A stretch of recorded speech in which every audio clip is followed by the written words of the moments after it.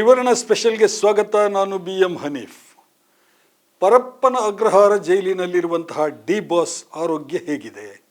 ಅವರ ವಕೀಲರು ಕೋರ್ಟಿನಲ್ಲಿ ಹೇಳಿದ ಹಾಗೆ ಅವರ ಆರೋಗ್ಯ ಹದಗೆಟ್ಟಿದೆಯಾ? ಬೆನ್ನು ನೋವು ಮತ್ತು ಕಾಲು ನೋವು ನಿಜಕ್ಕೂ ತೀವ್ರವಾಗಿದೆಯಾ? ಅಥವಾ ಜೈಲಿನಿಂದ ಮತ್ತೊಮ್ಮೆ ಜಾಮೀನಿನ ಮೇಲೆ ಹೊರಬರೋದಕ್ಕೆ ಅವರ ಆರೋಗ್ಯದ ಸ್ಥಿತಿಯನ್ನು ಎಕ್ಸಾಗರೇಟ್ ಮಾಡಿ ಹೇಳ್ತಾ ಇದ್ದಾರಾ? ಬಹುತೇಕ ಅಭಿಮಾನಿಗಳ ಪ್ರಕಾರ ಡಿ ಬಾಸ್ ಆರೋಗ್ಯ ನಿಜಕ್ಕೂ ಚೆನ್ನಾಗಿಲ್ಲ.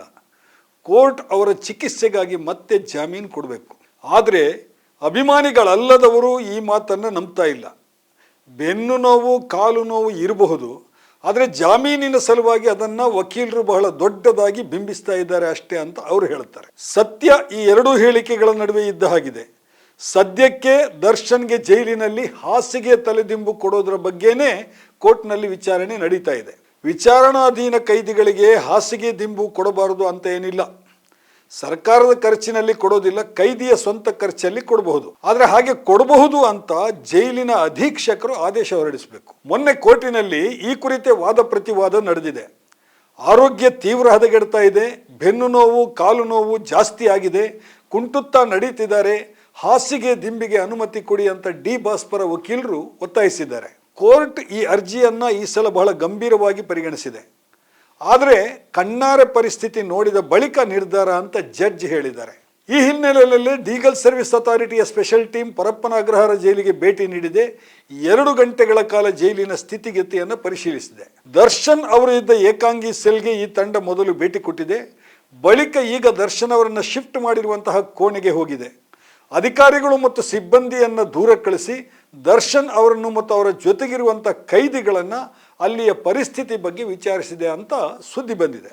ಹೇಗೂ ಭೇಟಿ ನೀಡಿದ್ದೇವೆ, ಜೈಲಿನಲ್ಲಿ ಬೇರೆ ಕೈದಿಗಳ ಸ್ಥಿತಿ ಹೇಗಿದೆ ಅನ್ನೋದನ್ನು ವಿಚಾರಿಸೋಣ ಅಂತ ಆ ತಂಡ ನಿರ್ಧರಿಸಿದೆ. ಹಾಗಾಗಿ ಬೇರೆ ಕೋಣೆಗಳಲ್ಲಿ ಇರುವ ಇತರ ಕೈದಿಗಳನ್ನು ಕೂಡ ಪ್ರಾಧಿಕಾರದ ತಂಡ ಮಾತನಾಡಿಸಿದೆಯಂತೆ. ಕೊನೆಗೆ ಜೈಲು ಅಧಿಕಾರಿಗಳ ಜೊತೆಗೂ ಈ ತಂಡ ಮಾತುಕತೆ ನಡೆಸಿದೆ. ದರ್ಶನ್ಗೆ ಏನೆಲ್ಲ ಸೌಲಭ್ಯಗಳನ್ನು ಜೈಲಿನಲ್ಲಿ ನೀಡಲಾಗ್ತಾ ಇದೆ ಅನ್ನುವಂತಹ ವಿವರವನ್ನು ಪಡೆದುಕೊಂಡಿದೆ. ಅಕ್ಟೋಬರ್ 18 ಅಂದರೆ ಈ ಶನಿವಾರದ ಒಳಗೆ ಪ್ರಾಧಿಕಾರದ ತಂಡ ಕೋರ್ಟಿಗೆ ಈ ಕುರಿತು ವರದಿ ಸಲ್ಲಿಸಲಿದೆ. ಹಾಸಿಗೆ ತಲೆದಿಂಬು ನೀಡೋ ವಿಚಾರ ಮುಂದಿನ ವಾರದ ವಿಚಾರಣೆಯಲ್ಲಿ ಇತ್ಯರ್ಥ ಆಗಬಹುದು. 1 ವಾರದಿಂದ ದರ್ಶನ್ಗೆ ಬೆನ್ನು ನೋವು ವಿಪರೀತ ಆಗಿದೆ, ಚಿಕಿತ್ಸೆ ಕೊಡಿಸಿ ಎಂದು ದರ್ಶನ್ ಕೋರ್ಟಿಗೆ ಮನವಿ ಸಲ್ಲಿಸಿದ್ದಾರೆ. ಜೈಲಿನ ಅಧಿಕಾರಿಗಳು ಜೈಲಿಗೆ ಬಂದು ದರ್ಶನ್ ಆರೋಗ್ಯ ತಪಾಸಣೆ ಮಾಡಿ ಎಂದು ಸಿ ವಿ ರಾಮನ್ ಆಸ್ಪತ್ರೆಗೆ ಪತ್ರ ಬರೆದಿದ್ದಾರೆ. ವೈದ್ಯರು ಬಂದು ತಪಾಸಣೆ ಮಾಡಿದ್ದಾರೆ, ಫಿಸಿಯೋಥೆರಪಿಯ ಅಗತ್ಯ ಇದೆ ಅಂತ ಸೂಚಿಸಿದ್ದಾರೆ.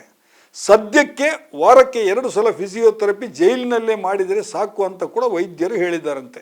ದರ್ಶನ್ ಹಿಂದೊಮ್ಮೆ ಕಾರು ಅಪಘಾತ ಆದಾಗ ಅವರ ಮೊಣಕೈಗೆ ಪೆಟ್ಟು ಬಿದ್ದು ಶಸ್ತ್ರಚಿಕಿತ್ಸೆ ಆಗಿತ್ತು. ಆಗ ಕೈಗೆ ರಾಡ್ ಹಾಕಲಾಗಿತ್ತು.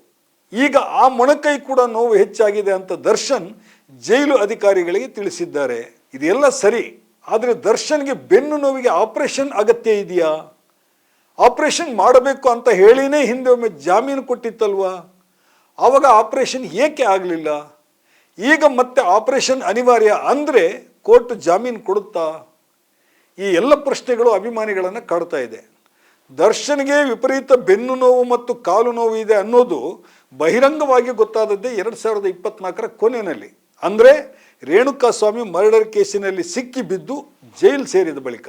ರೇಣುಕಾಸ್ವಾಮಿ ಕೊಲೆ ಪ್ರಕರಣದಲ್ಲಿ ಡಿ ಬಾಸ್ ಜೈಲು ಸೇರಿದ್ದು 2024ರ ಜೂನ್ 11ರಂದು. ಜೂನ್ನಿಂದ ಅಕ್ಟೋಬರ್ವರೆಗೆ ದರ್ಶನ್ ಜೈಲಿನಲ್ಲಿದ್ದರು. ಅಕ್ಟೋಬರ್ 30ಕ್ಕೆ ಕರ್ನಾಟಕ ಹೈಕೋರ್ಟ್ ಮಧ್ಯಂತರ ಜಾಮೀನು ನೀಡಿತು. ಬೆನ್ನು ನೋವಿಗೆ 6 ವಾರಗಳ ಚಿಕಿತ್ಸೆಯನ್ನು ತಗೊಳ್ಳೋ ಸಲುವಾಗಿ ಈ ಜಾಮೀನು ಅಂತ ಕೋರ್ಟ್ ಆವಾಗ ಸ್ಪಷ್ಟವಾಗಿ ಹೇಳಿತ್ತು. ಹಾಗಾಗಿ ದರ್ಶನ್ ಜೈಲಿನಿಂದ ಹೊರಗೆ ಬಂದರು. ನವೆಂಬರ್ ತಿಂಗಳಲ್ಲಿ ದರ್ಶನ್ ವಕೀಲರು ಕೋರ್ಟಿಗೆ ಒಂದು ಮಾಹಿತಿ ನೀಡ್ತಾರೆ. ಬ್ಲಡ್ ಪ್ರೆಷರ್ ಏರಿಳಿತ ಇದೆ, ಹಾಗಾಗಿ ಸರ್ಜರಿಯನ್ನು ಪೋಸ್ಟ್ಪೋನ್ ಮಾಡಲಾಗಿದೆ ಅನ್ನೋದು ಆ ಮಾಹಿತಿ. ಈ ಹಿನ್ನೆಲೆಯಲ್ಲಿ ವೈದ್ಯಕೀಯ ನೆಲೆಯಲ್ಲಿ ಹೈಕೋರ್ಟ್ ದರ್ಶನ್ ಅವರ ಜಾಮೀನಾವಧಿಯನ್ನು ಮತ್ತೆ ವಿಸ್ತರಣೆ ಮಾಡುತ್ತದೆ. ಫೆಬ್ರವರಿ 16ಕ್ಕೆ ದರ್ಶನ್ ಬರ್ತ್ಡೇ ಬರ್ತದೆ. ಅವತ್ತು ಡಿ ಬಾಸ್ ತಮ್ಮ ಅಭಿಮಾನಿಗಳಿಗೆ ಒಂದು ವಿಡಿಯೋ ಸಂದೇಶ ಕೊಡ್ತಾರೆ.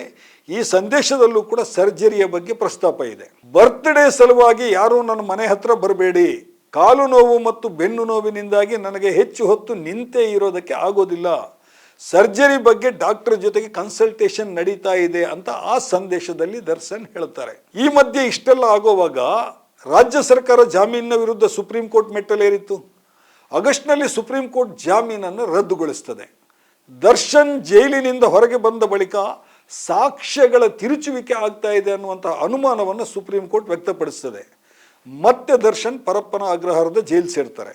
ಈಗ ಜೈಲಿನಲ್ಲಿ ಮತ್ತೆ ತೀವ್ರ ಬೆನ್ನು ನೋವು, ಕಾಲು ನೋವು ಮತ್ತು ಸರ್ಜರಿ ಆದ ಮೊಣಕೈ ನೋವಿನ ವಿಷಯ ಮೇಲೆದ್ದು ಬಂದಿದೆ. ಸದ್ಯಕ್ಕೆ ನೋವು ತಾತ್ಕಾಲಿಕ ಶಮನಕ್ಕೆ ದರ್ಶನ್ ಇಂಜೆಕ್ಷನ್ ತಗೋತಿದ್ದಾರೆ. ಇದರಿಂದ 15-20 ದಿನಗಳ ಕಾಲ ಸ್ವಲ್ಪ ರಿಲೀಫ್ ಸಿಗ್ತಾ ಇದೆ ಅಂತ ದರ್ಶನ್ ವಕೀಲರು ಕೋರ್ಟಿಗೆ ತಿಳಿಸಿದ್ದಾರೆ. ಡಿ ಬಾಸ್ ಆರೋಗ್ಯದ ಬಗ್ಗೆ ಅವರ ಅಭಿಮಾನಿಗಳಲ್ಲಿ ತೀವ್ರ ಆತಂಕ ಇದೆ ಅನ್ನೋದಂತೂ ನಿಜ. ಮತ್ತೊಮ್ಮೆ ಜಾಮೀನು ಪಡೆಯಲು ಈಗ ಆರೋಗ್ಯದ ಸ್ಥಿತಿ ಕುರಿತೇ ವಾದ ಪ್ರತಿವಾದಗಳು ಕೋರ್ಟಿನಲ್ಲಿ ಮುಖ್ಯ ಪಾತ್ರ ವಹಿಸಬಹುದು.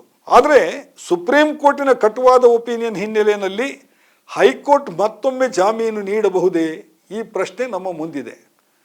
ಹಾಗಾದಲ್ಲಿ ಅದಕ್ಕೂ ಕೂಡ ಸುಪ್ರೀಂ ಕೋರ್ಟ್ ಮೊರೆ ಹೋಗುವುದೇ ದಾರಿ ಅನ್ನುವಂತಿದೆ ಸದ್ಯದ ಪರಿಸ್ಥಿತಿ. ಈ ಮಧ್ಯೆ ಡೆವಿಲ್ ಸಿನಿಮಾ ಡಿಸೆಂಬರ್ 12ಕ್ಕೆ ತೆರೆಗೆ ಬರಲಿದೆ ಅನ್ನೋ ಸುದ್ದಿ ಕೂಡ ಇದೆ. ಆ ಹೊತ್ತಿಗಾದರೂ ಡಿ ಬಾಸ್ ಜಾಮೀನಿನಲ್ಲಿ ಹೊರಬರಲಿ ಅಂತ ಸಾವಿರಾರು ಫ್ಯಾನ್ಸ್ ಮೊರೆ ಇಡ್ತಾ ಇದ್ದಾರೆ.